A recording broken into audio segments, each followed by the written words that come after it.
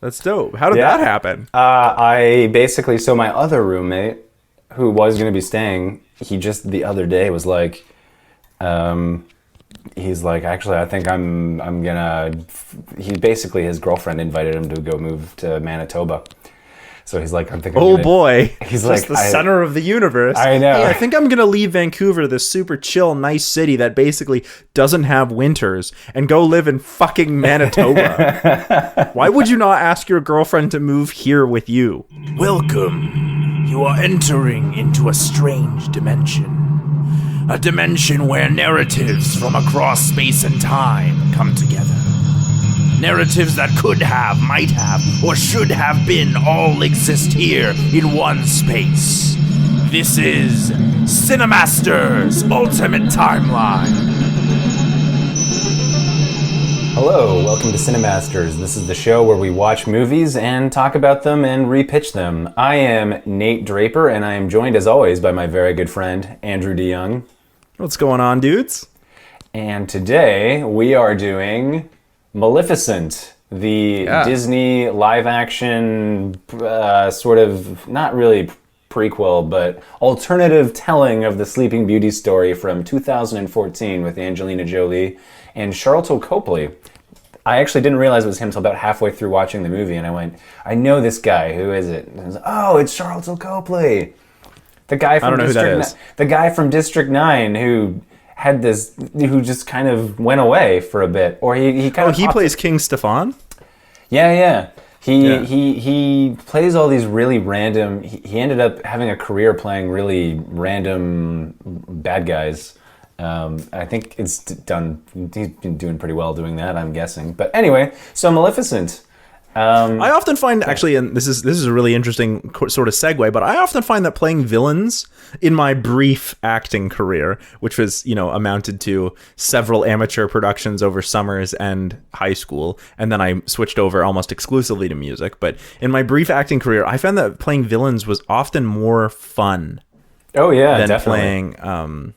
Especially when you get into more complex villains. So I once played Hades in a production of Hercules. Oh, that's cool. Based off of the Disney one. Yeah. And I gotta say, he is fun to play. He's animated and I don't know, his motivations were just he was always, shit on by his brother Zeus in particular. Not so much Poseidon because he's not really in that movie. But you know what I mean? And so it was just fun to play an animated, very evil character with sinister intentions. Fun times. And so that's why I think doing a retelling of a story of a villain helps you go into their kind of motivations, what does it mean to be a villain, or why are they portrayed as a villain? Because this movie is kind of weird. Maleficent is both the villain-ish, not really at all, and the protagonist, the hero. Yeah. I mean, the way it's told from her perspective, and she's the protagonist of the story, and I guess it's left up to, well, by the end she's kind of the hero. I'd say she's not even really the hero or the villain. It's sort of just now that it's being told from her perspective, it's we can see who the villains truly are. I don't know, it's basically it's just Wicked but with Sleeping Beauty instead of The Wizard of Oz, which is always interesting to see different points of view. That's actually really an interesting comparison, because there's quite a bit of crossover. Well, I mean, the magic, and then you're telling it from the what was traditionally the villain's character's point of view. What were some of your things that you thought were strong points and things that you thought were not so strong points? I actually, especially from the get-go, I think this movie is pretty visually stunning. It is, yeah. I would agree with that. It's just, you go in and the way that they blend the sort of magic and magical backgrounds and creatures, it looks good. Eye lines are all really focused. It's fun. The effects of seeing iron on Maleficent, both in terms of visual design and also sound design. Mm-hmm. Whenever iron hits her, we get this sort of whoa, low kind of, I don't know. It works really, really well. We can so you can viscerally feel the heat. It's a good looking movie. I don't know. Balrogs. The earth things look like Balrogs. They do, actually. They're like tree Balrogs. My biggest problems, I'll get into the thing that I think this movie does the most well, but my biggest problem with this movie is that it likes to skip time a lot. Oh, okay. Yeah. Yeah. I feel like Maleficent's wardrobe changes are too on the nose.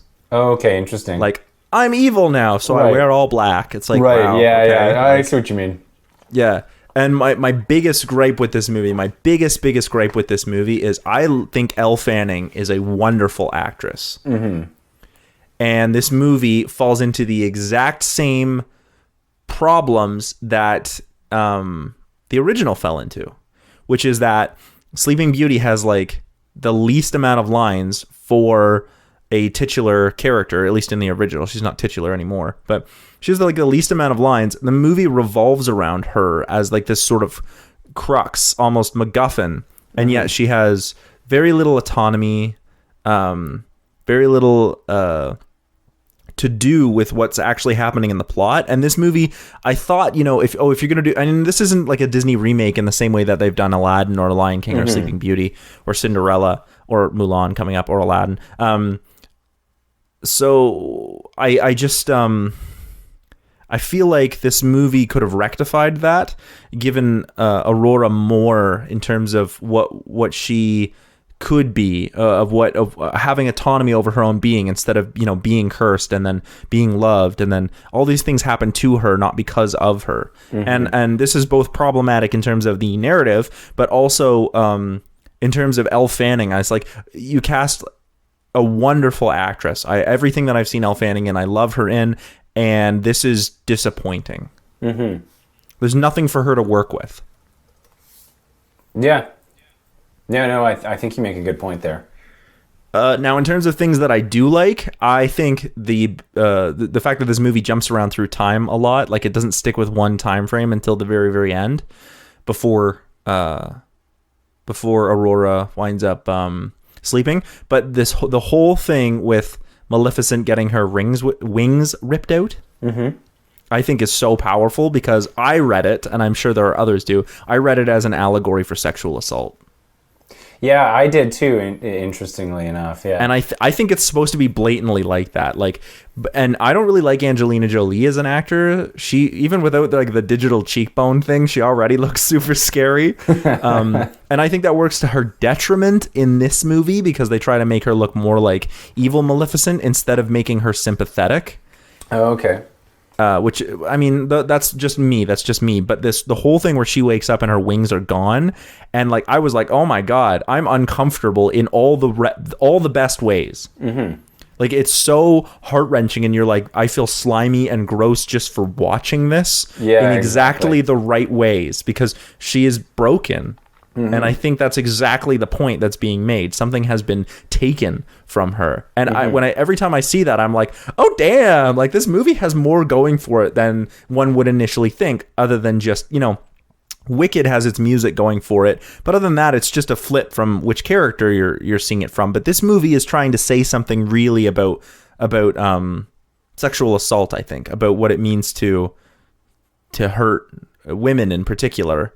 But then they don't really follow through with it throughout the rest of the movie. Yeah, see, that's where I don't know. I don't know how much of that's intentional, to be honest, because of the direction the rest of it goes. Because I definitely think that's an accurate reading of that section in particular. And it certainly gives you that feeling. It's an uncomfortable sequence to watch.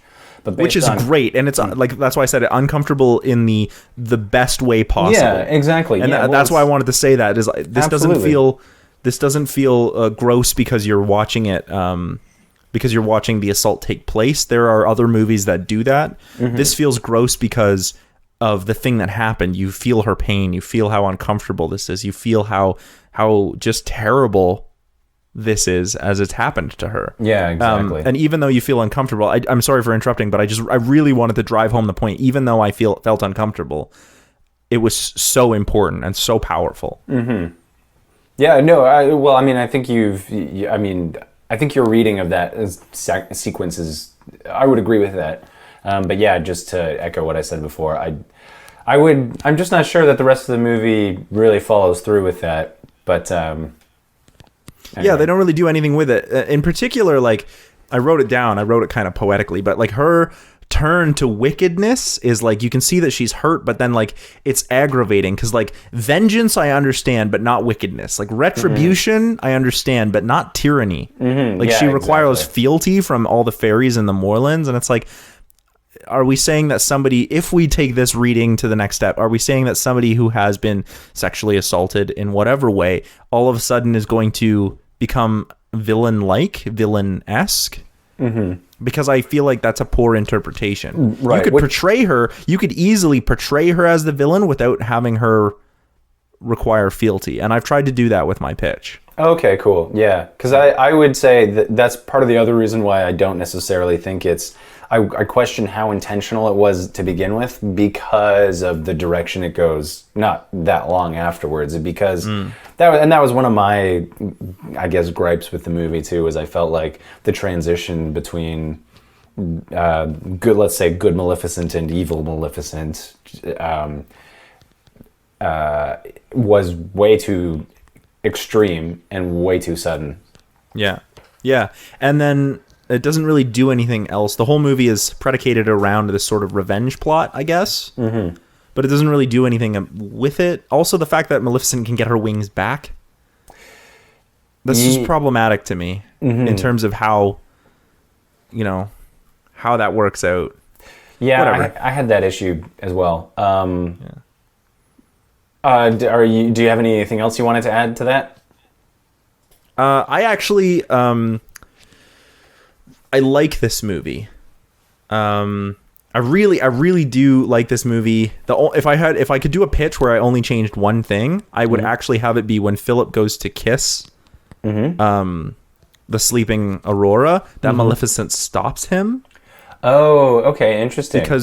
And the reason would be because he is, we're dealing with consent. I think that would draw a through line. Yeah, like if Maleficent actually goes like, no, I'm going to stop you because why would you need to kiss a sleeping girl? You know what I mean? Yeah, exactly. And sort of do away with that trope, and then instead have like the fairies contrive or plan to have Philip show up, and then have Maleficent show up and be like, no, like you don't kiss a sleeping girl. You don't have consent. You'll just... You know what I mean? You don't even have to say it so blatantly, but you just don't do that. You know what I mean? Yeah, exactly. And then have Maleficent, instead of being like, it didn't work, oh, Philip, have Maleficent be like, oh, I'm so sorry this happened, and then have her kiss Aurora and have that work out. Because I actually really do like the idea of Maleficent being the one to awake Aurora. I kept that because I think it's really powerful if you know how to do it right. Oh, interesting. Yeah, that's interesting. I got rid of the whole true love's kiss thing because I think it's just stupid. Oh no, I think I did something really interesting. You know what? I'm just gonna get into my pitch. Actually, unless you have your goods or bads. Well, I have some goods and bads I would like to touch on if you're willing to hold off for a second. Yeah. Well, it was just a beautiful segue. So yeah, please go. I like the music. James Newton Howard. Yeah, exactly. It's great. He did one of my favorite soundtracks of all time, which is Peter Pan from 2003. Oh, you know what? I don't know if I've listened. I've seen that movie. I have seen that movie, so I would have listened to the music, but I can't. The movie is like pretty decent as far as Peter Pan goes. I like it, but the music is just spectacular.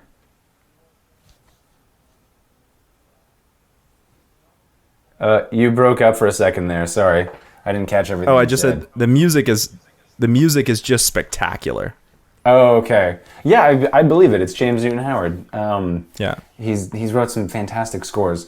Yeah, the only things that I would say in terms of like movies, where in terms of the structure of Maleficent, to me the movie felt like a long prologue. Yeah. And what I mean by that is it was a lot of like, and then this happened, and then this happened, and it felt kind of like, to me as an audience, it felt sort of like events were being described to me instead of there being a dynamic quality to them where it's like things are going on and there's a clash of wills. Because one of the other things that I felt was that detracted from its power is I felt like everyone was way too nice. there was a section in the movie where I was going, I want people to be like at each other's throats more. Why is everyone so Wow. forgiving and so nice? Because it's a fairy tale. But the thing is, see, here's the thing. Fairy tales are, if you go back to their original form, I mean, they're like dark. I'm talking about our notions of fairy tales, especially in regards to Disney. Like Disney's not gonna mess around too much with their own storytelling, right? Like, you just can't do that. Well, yeah, my pitch definitely throws a wrench in that. Yeah. I'll tell you that. Because I personally prefer the darker fairy tales. I don't know why. I just find there's them more far to them. I went Yeah. pretty dark with mine, but I tried to carry some thematics over. Oh, Because I definitely okay. know what you mean. The whole like time skip thing so often feels like the prologue. Like it would have been nice. What if we just saw young Maleficent, how she became evil? Yeah, right? exactly. Yeah, Like exactly. stuck with it a little bit more. But it does feel like we jump around a lot. Exactly. I mentioned this. I felt the transition to the evil Maleficent was just abrupt. And then the other thing, the other note I made was the rules of the magic feel inconsistent. At the beginning, we see her healing a tree, but I was like, why, when her wings are cut off, why can't she use magic to grow her wings back? Like she. I assumed it was because this is just me reading into things the way that I do, the way that I explained in the Harry Potter episode of This Is a Thing. I assumed it was because he used iron. Right. Okay. So that would make sense. And obviously, I missed that. Well, he used like a dagger to cut the wings off. I Yeah, assume okay. we never actually see him cut the wings off. Right. But like we see him put two and two together where he has the dagger and he's gonna kill her, and then he like looks at the wings and you're like dagger plus wings equals sexual assault allegory. Yeah. Well, see, that's interesting. I got that, but the whole I just remember going, why can't she use magic to heal herself? Even if she gets burned, she seems to be able to recover from those. So We do also see that the wings do reattach. So perhaps it is the case that she requires both parts. Like if you want to get, like if you want to get philosophical, like there's a certain thing called like meritology, which is like how things connect and how we look at the parts versus things. So perhaps like magic works off of some kind of meritology where you need to have could both be. parts in order for them to reconnect. Oh yeah, that's a possibility. I mean, yeah, and it's I'll admit it's a little nitpicky thing, but it was one thing when I was watching it where I just felt I had a moment where I went, why is this? Why? Yeah. Yeah. Well, I mean, they easily could have just explained it by being like, oh, if you sever something with iron, then fairy magic doesn't work for whatever reason. Yeah, I felt like that maybe that was missing. But again, I'll say that that's a small thing when I feel what was really missing, I think, is that the surrounding characters, I actually think in terms of a character, the Maleficent character and their approach was an interesting angle. I just felt like all the other characters kind of hit one note. Yeah. With the and even Stefan, is it Stefan? Stefan, yeah. The king. He is a bit more nuanced at a certain point, but then it becomes singular. a bit of a caricature, and then the Aurora, she's kind of one note, and the fairy godmothers, the three fairies are kind of one note, and I just felt like that what it results in a lack of conflict between the characters. Yeah. Anyway, that's it. That's kind of it. I'll admit, I really struggled with this one because it was difficult for me to pinpoint what it was that was boring me to death. I think the reason this movie works is because you're supposed to go in knowing the story of Sleeping Beauty. Mm-hmm. And it's been a while since I've seen it, so I can't really, Which is not a bad movie. It's just not the greatest. So you're supposed to know the story and be like, oh, we can follow the threads by seeing it told from another perspective. But I really think this movie lacks a theme. And so I tried to roll with that. It lacks like a thematic storytelling, dramaticism, if you will. I think so too, because there's a bit of like, it's a careful what you wish for. Is it a revenge story? Yeah, I know. 'Cause it does seem to change. At a certain point, it becomes a different movie. Yeah. Is it about like the meaning of love? But I think actually, so neither you or I have seen the sequel. There's actually a sequel to this movie. Right, yeah. Was it Maleficent? So you haven't seen it, have you? Mistress of Evil? I have not. No, I have not. Yeah, so I wonder actually if maybe some of these themes are explored further in that movie and we're just unaware at this point. I have a feeling maybe it looks like the villain from the trailers, it looks like the villain of that one is a female, so I have a feeling like maybe it could be explored further, but I wouldn't get my hopes up. So, yeah. I'm going to get into my pitch if that's cool. I don't know. I haven't seen it. Yeah. I'm going to get into my pitch if that's cool. Yeah, do it. Yeah, go for a pitch. So the story of mine can pretty much stay the same with Maleficent and Stefan as they're young, especially with the wing losing thing. Mine focuses really heavily on that. And I want it to be like a straight up allegory, like almost not even an allegory. Like we're basically talking about consent throughout the whole movie. So she having this happen, Maleficent now understands the world of men and man, and thus she is like, and she's lost her wings. So she's like not a fairy anymore, but also not really a human. So the fairies don't understand. The fairies in mine are all super naive. They're all innocent, and the way Maleficent once was, they were all innocent and always wanted to see the good in others. So now all of a sudden, having been hurt in this way, Maleficent now knows that they're naive, and they don't understand her, and so their naivete irritates her, but she also knows that she needs to protect that innocence, and so she winds up in conflict with the fairies because of this pain and understanding that she now has. She doesn't feel like she belongs there, and because they don't understand her hurt and fear, they don't really feel like she belongs, and so she's sort of like half self-imposed exile, half banished from the Moors, and she winds up living just outside the Moors, in the land between the Moors and the kingdom of men. And here she finds the ruins of an old, long forgotten castle, and she also finds these earth forest things that we saw in the movie, but now I want them to be separate. They're not the fairylands. They're not from the fairylands. The tree balrogs. The tree balrogs and snake serpent things, yeah. She finds them living in this kingdom, and she's like, oh, there's these like sort of wild creatures that are capable of like higher thought, but they're constantly like fighting amongst themselves, and so she goes there and like starts, teaching these creatures to live in the castle, and they sort of are like, Maleficent seems to know more about the world, and so they start like listening to her, and slowly, the creatures learn and defend, and she basically spends her time defending the Moors. That's her job now. She knows she needs to defend the Moors from men, and so she uses these like tree creatures and earth creatures to help her do this, and slowly she builds sort of a kingdom of her own in between.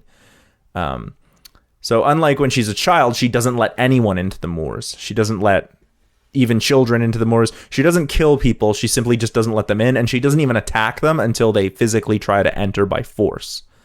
So it's important that the fairies but the fairies can come and go as they please because they're fairies. So they go into the world of men, do wishes and whatnot. And I guess you could even make a reference to Cinderella if you wanted to, the fairy godmother there. Oh, okay, yeah. If you wanted to. Not saying you should. Not saying that's a good idea. So one day Maleficent hears telling that King Stefan is having a festival and has invited all the neighboring kingdoms. And so she's like, dope. Why wasn't I invited? I technically have a kingdom now. Maybe it's because, that one time he raped me and that was super not okay. And so she's still filled with anger, but like hurt as well. And so I don't want her like seen as like Maleficent, the evil, mistress of evil, but more like, from the human's perspective, she stops them from entering the moorlands and is therefore the villain from their perspective. But from the way we're seeing it, we don't see it that way. So at the celebration, she shows up. She's greeted with derision. She's ticked off at not being invited. She's technically the ruler of a kingdom, as I said. And to top things off, one of the other kingdoms, the neighboring kingdoms, has brought King Stefan a cage filled with fairies, 3 fairies. And she's like, what the hell? Like, the fairies are rare, of course, because they can cast magic, and that's why Stefan wants them. And Stefan basically says, you're not invited because all you do is kill people. And Maleficent says, no.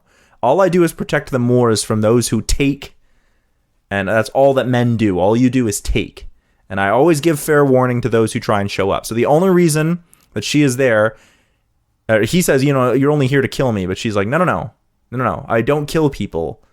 But I am going to take vengeance. And so she realizes that the celebration that she's there for is because King Stefan has had a daughter. And so he sees this newborn daughter and he's like, oh, this is what we're celebrating. And she says, I'm going to teach you a lesson. I'm going to teach you that, you take these fairies, you take my wings, you do all this stuff.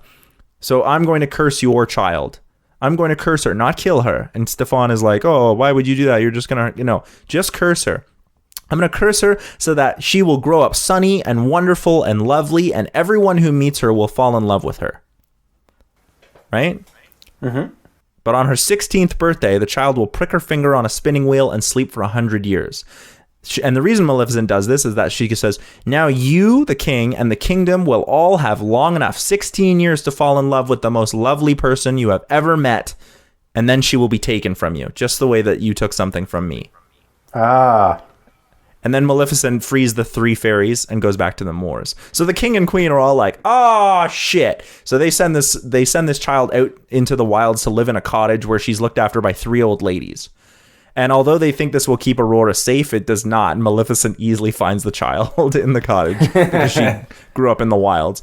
And so she sees the child and she's basically like, okay, I'm going to keep an eye on this child because I basically want to like bring her into the world so that people will fall in love with her and then be taken away. And then, but the more time she spends with Maleficent, the more time she wants to spend, the more time Maleficent spends with Aurora, the more time she wants to spend with Aurora. Right.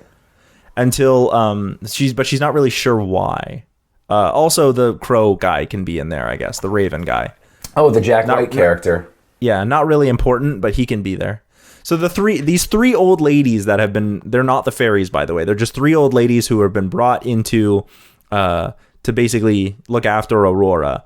And they basically start teaching her everything she should know, but it turns out to basically be like proper manners of a princess. So she knows how to be a good princess and shut up and be polite. And Maleficent is like, this is stupid. Like, don't treat your women like this, is essentially the point I'm making. And so she begins to like show up in disguise and tutor Aurora in things like how nature works and astronomy and like all the things that she learned living in the wilds about plants and animals. And she uses her magic to show Aurora wonderful and new things. And so eventually, as the girl grows up, Maleficent realizes that the curse she used to make everyone fall in love with Aurora works on Maleficent. So she has now fallen in love with Aurora because of her own curse. That's a very interesting twist. Yeah. Also, the curse can be broken only by true love because Maleficent doesn't believe in true love. So she thinks that the only reason she's fallen in love with Aurora is because of the curse. So I didn't know how to write these really because for the sake of time and ease, but I needed some scenes between Aurora and Maleficent that show that Aurora is more than just a ditzy girl, that she has some autonomy. Mm-hmm. So, some scenes where the two of them argue or learn or whatever, you need that in there. Yeah. To show that Aurora is growing up and isn't dumb and has autonomy. So one day, Maleficent and Aurora are talking, and Maleficent tells Aurora that there is an evil in the world that Maleficent cannot protect Aurora from, and this evil is man. And of course, Aurora has been taught about men. She knows about how men work. Eventually, she knows that she will be married eventually, although she doesn't know she's the princess. But Maleficent is like, no, you don't know about men. You don't know what they can do, how they can hurt you. And, Maleficent says, once I knew a girl who was too trusting of a man and was hurt because of it, referencing herself. So Maleficent realizes that, like the fairies she protects, this sheltered life has caused Aurora to become naive. And this worries her. This worries Maleficent. So then Aurora can meet Philip, but I want Philip to be just like a regular dude. Not some virtuous hottie boy who looks like he belongs in a boy band of some type. Anyway, yeah. So Aurora talks Aurora and Philip talk, and Aurora is intrigued. She's like, "Ooh, cute boy." But Maleficent is weary. She's like, "I know what dudes are about." But the old ladies, the three old ladies who are looking after Aurora poorly, reveal that soon Aurora will be 16. She'll go back to the castle, and she's actually a princess. And Aurora has trouble taking all of this in. She's all like, "Whoa, this is weird." And the ladies also explain the curse. So Aurora goes to tell Maleficent all this. And Maleficent actually reveals that she is the ruler of the other kingdom, and she is the one who cursed Maleficent. So the two argue. She's the one who cursed Aurora. Yeah, you're right. Maleficent is the one who cursed Aurora, and Aurora is furious, obviously. And we see that Maleficent is truly heartbroken at having lost Aurora's trust. So now back at the castle, Aurora sees Philip, and the two of them talk. We can see that he is falling in love with her, obviously, as everyone does. And she is, intrigued by him. Ooh, cute boy. But as it turns out, he's nobility, not a prince. And Aurora is betrothed already, even though she from birth, she was already betrothed to another dude who is a prince of another kingdom. So she meets this new dude, and she's like, all right, I don't really know this dude. So that night, Aurora is in her bedroom thinking of Philip, but she is visited by her betrothed, this prince, who basically says, we're already pretty much married. You were already promised to me, so I'm going to have my way with you. Whoa. Yeah. But Maleficent shows up and is like, I was always watching you, just in case. And so she shows up and she's like, no, you can't do this to Aurora. I'm not going to let this happen. I will always protect her. Wow. But in the fracas, Aurora pricks her finger during the fight. So Aurora is still upset with Maleficent, but, she's slowly falling asleep. And Maleficent says, I'm sorry that this happened. I want to tell you a story. Basically, what happened is I fell in love with a man, and he hurt me in a way that I sought to protect you from. And I thought that by cursing this man with the thing that he loved most, taking away the thing he loved most, and by having the curse only be broken by something that doesn't exist, I would have my revenge. But, I didn't know what the cost really was. Like, I'm sorry that I did this because... now I'm going to lose something that I love again. I'm going to lose you. But I know there's nothing I can do because there's no such thing as true love. There's only, love and lust, essentially. So sleepily, Aurora says that she forgives Maleficent. She's, again, slowly falling asleep. And that, her godmother, Maleficent, had what she'd done wrong was out of love. And basically, she knows that everything that she's done up until this point, even saving her from the prince, was out of love for Aurora, and Aurora knows this. So Philip arrives, and Aurora is now asleep. Philip arrives and accuses Maleficent of malfeasance and malevolence because I needed M words. But she tells him before he can go raise the guards. She basically says, you can save Aurora with true love's kiss. So he gently takes Aurora and kisses her, but it doesn't work. And so Maleficent wonders why this is, and so in tears, she takes Aurora back and kisses her gently on the forehead, but this time it does work. So now awake, Aurora hugs her godmother and asks who broke the curse, and Maleficent says, it was me, but I don't know why it wasn't Philip, because, we both loved you. And Aurora smiles and says, that makes sense. Philip may have loved Aurora, but Aurora was not as naive as Maleficent thought. Maleficent's teachings got through to her. Aurora may have been interested in Philip and intrigued by him being a cute boy, but was not in love with him the way that she knew Maleficent was in love with Aurora. This kind of deep love. It was only like interest. So she realizes that that everyone was in love with her, but the only person that she truly loved back was Maleficent, the person who had always cared about her. And so basically what I was using is like the idea of true love is based on like metaphysical perceptions of both characters. Okay. So Aurora so everyone loved Aurora, but Aurora only ever loved Maleficent. She didn't even love her own father or anything like that because she'd never met her own father. The only person that Aurora loved was Maleficent because she saw how Maleficent treated her and how she did things, whereas other people, in particular Philip and in particular the the prince who was her betrothed, all they ever did out of love was try to take something from her, whereas Maleficent, out of love, tried to protect and give to Aurora. I like that. And so essentially what I was trying to do is use True Love's kiss and the curse as like a metaphor for love, but also for consent. Right. Like True Love's kiss only works if both parties are actually in love with each other. Yeah, and true love only. So Maleficent doesn't believe in true love until she realizes that she really loves Aurora, and then Aurora is only awoken because she truly loved Maleficent. I like that. Yeah, that's a good direction to take, and I like that you expand on it a little bit more too. Yeah. I did want to do something with the idea of having not having Philip kiss a sleeping girl, but then I thought I definitely maybe still could do that if I was going to re-go through this pitch. But I liked the story, and I also needed a reason to explain why Maleficent and not anyone else. Mm-hmm. And so Philip basically fills that hole. Mm-hmm. Although I'm sure I could have done this another way. I just don't like the idea of like being like, oh, this is all about consent, and then having Philip kiss a sleeping Aurora. Like, one who does not give consent cannot give consent implicitly. So yeah, nice. There's my pitch. Nice. Oh yeah. No, I like the direction that you took it. Because I really wanted to focus. Like I said, I wanted to focus on consent.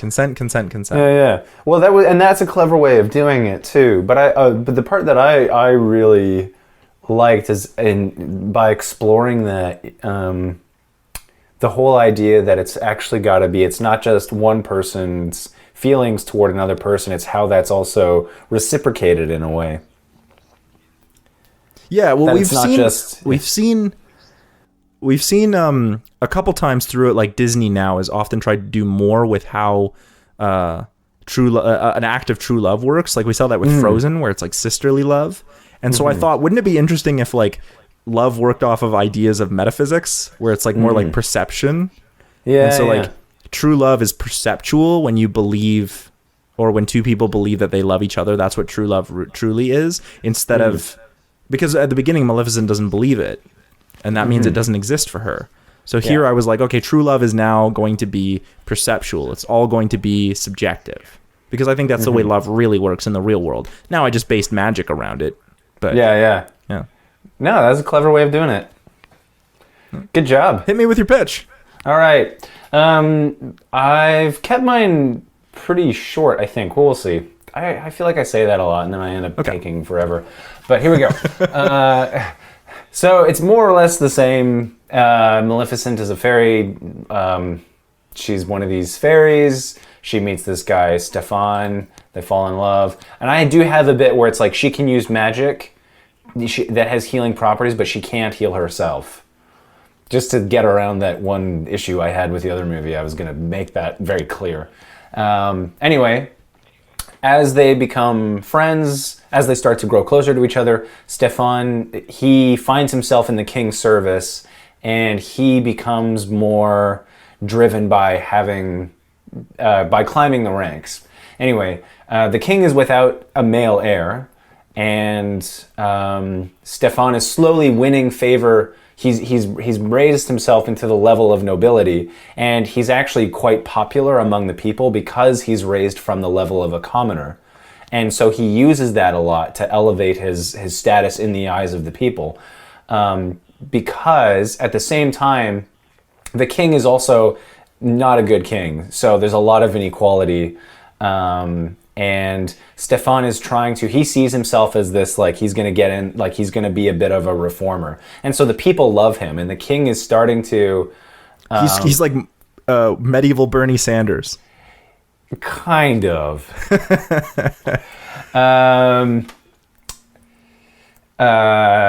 Fairy tale democratic socialism. Here's the thing. Stefan acts like a commoner, but there's a twist coming later. Because the thing is, so anyway, the king is now trying to look for, the king is sick. He's trying to find an heir, and they know of Maleficent. They know of this fairy that protects the Moors, and the king wants basically wants her killed because he feels like it's a barrier for them to expand their territory. So he says whoever can kill her will be the next heir. And so Stefan goes back and he betrays her in the same way, in my version. How dare he? Yeah. But the other thing that what Maleficent finds out about him is that he's actually not a commoner. He's actually come from wealth, and he's presented himself as a commoner to try and appeal to the commoners. Anyway, and the other thing too is, so he takes her wings. And the other thing too is he actually arranged to have the king poisoned. So the king is actually dying because he actually... Oh, damn. Okay, yeah. Never mind. I take it back. Bernie Sanders would never do something like this. No. But the whole thing is Stefan justifies it to himself. He says, like, I'm actually going to bring in, like, I'm going to fix the kingdom and I have to do what's necessary in order to make that happen. But it's told from Maleficent's perspective as, like, there's meetings in between. A lot more that I think would happen when they're younger. And him going back and forth and saying, this is what I've got to do. And she, over time, starts going like, I don't know if you should do this. But he's like, no, but you don't understand. There's, like... It's a problem, like people are suffering and I have to do this. But then it becomes a question of like how much of it is he actually doing because he wants to help versus how much of it he actually wants power. Yeah.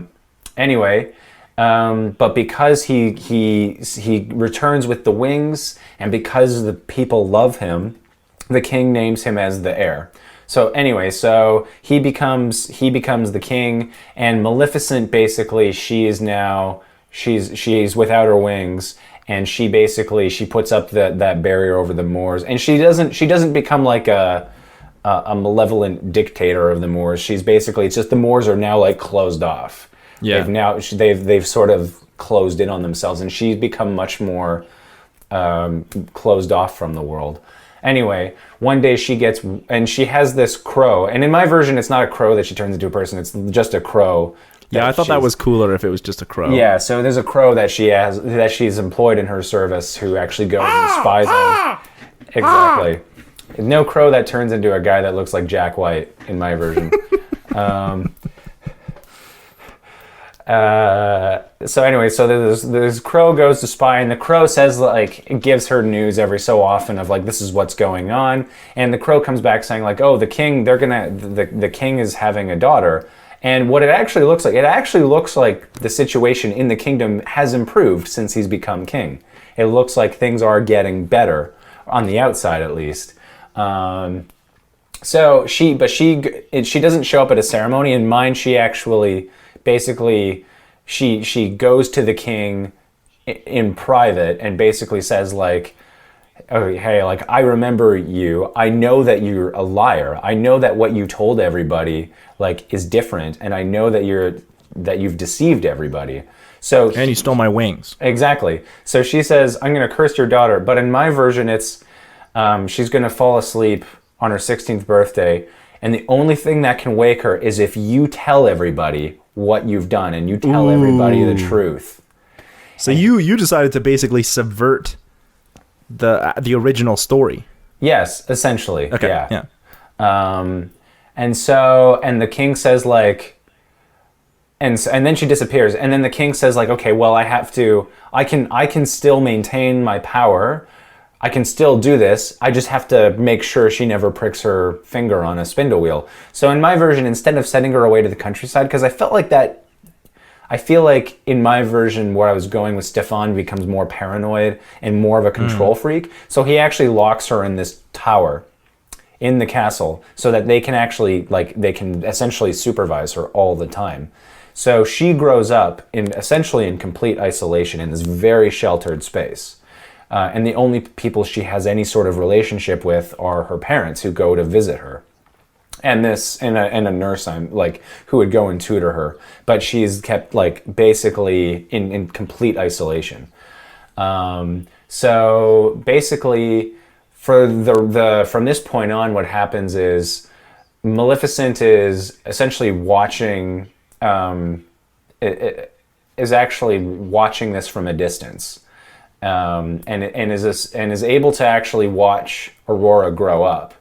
and she's watching as Stefan basically descends further into madness, because now he realizes that Aurora's growing up, it's getting close to her 16th birthday, and the situation in the kingdom is slowly starting to unravel.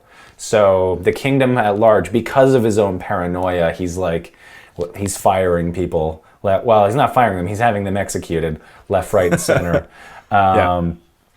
And so the situation is starting to descend into chaos. Meanwhile, Aurora is this very isolated, closed-off girl who wants to leave. She wants to go and explore the kingdom, and she's not allowed to. So it's starting to mess with her own development and sense of self. So, and over time, Maleficent actually... And I had the idea that Maleficent actually has the ability, she can't fly, but she has the ability to appear in places and actually communicate as if she's there. So she's actually able to actually meet Aurora. And Aurora actually does, from a young age, think Maleficent is her fairy godmother, not knowing that Maleficent put this curse on her. But as she grows up, Maleficent starts seeing, oh, look what I've done to this child. I've turned this child into my own... I'm using her essentially as a pawn in my own desire to wreak vengeance on this man who hurt me. But then there's all these other people in the kingdom who are actually now suffering because of that. And the only person who's not actually suffering the consequences, it seems, is this king. And so she starts thinking, maybe I shouldn't have put this curse on. And so she tries to withdraw the curse, and she can't. The curse has been set. Anyway, and so in my version, Aurora, on her 16th birthday, she pricks her finger and she goes asleep. And Stefan, the king, overcome by rage, he's turned his entire kingdom towards destroying the Moors. And they've developed this new, I don't know, they figured out a way that they can actually break through the Moors, and they go in and they completely destroy the Moors, and they capture I'm just going to stop you for a sec. And they take her prisoner. Oh, yeah. I'm just going to stop. Why is he after the Moors as opposed to just Maleficent herself? Because he's trying to get to Maleficent, and so he's going to, and he's just completely overcome with rage. So he basically, in the end, he ends up destroying the Moors, capturing Maleficent, taking her back to the castle, and she's taken prisoner. And he basically tries to, he's like, I'm going to kill you unless you can take the curse back. And she's like, I've tried, and I can't. And so she's basically remains a captive for years and years and years. And the king grows old. Both of them grow, everyone, time just continues to pass. The kingdom continues falling into ruins. Eventually, Maleficent is released, but she actually is looking after this. She's now looking after the sleeping Aurora. And Aurora continues to grow old in her sleep, and eventually the king dies, and he never tells the truth, and then it ends. Oh, man, that's so dark. That's more in line with the original, as I recall. Does she stays Doesn't asleep? she sleep for 100 years? Yeah, I think in the original she stays asleep for 100 years. There's something like she's going to stay asleep for 100 years, but he's going to grow, the man who loves her is going to grow old, and then she's eventually going to be able to wake up, and then he's going to be an old man, and she's going to still be young. I think it's still something like that. Yeah. I don't know. I'd have to go back and reread it or rewatch the original, but yours is dark, basically just being oh hey, remember that awesome story you were told as a child about Sleeping Beauty? Yeah, she's still sleeping. Yeah, yeah, exactly. I want to see more of these fairy tales go back in that direction. I just think those are far more interesting. I'm more in regards to the fairy tales that we've been seeing, the Disney remakes. I'm far more interested in the idea of if you're going to do a remake, a live action remake, don't just tell the story we've already seen. Mm-hmm. Give me something new. Mm-hmm.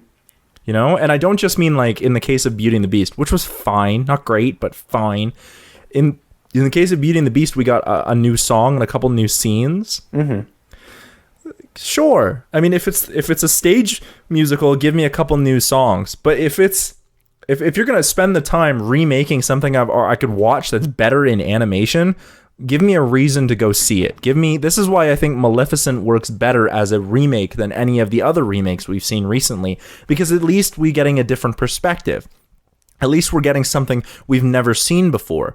We're not just watching a live action remake of Beauty and the Beast, which I also wouldn't say no to if they did more with Aurora, and because I think the music from Beauty and the Beast is great. It just needs some updating.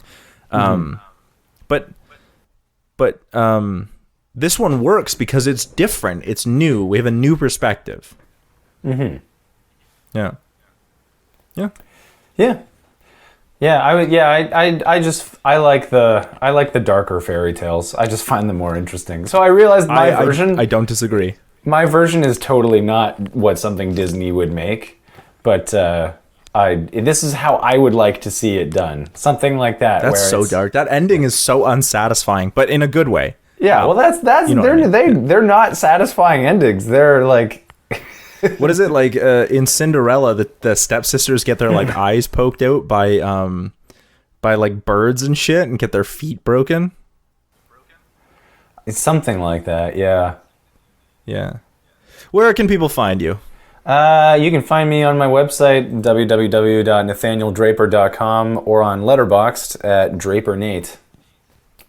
Nice. You can find my band Robot Philosopher on any place you listen to music, and you can listen to CineCasters right here on YouTube, where we have new episodes coming out every Tuesday, or you can catch our video essays called This Is a Thing every other week. And with that, we'll catch you next week. Peace.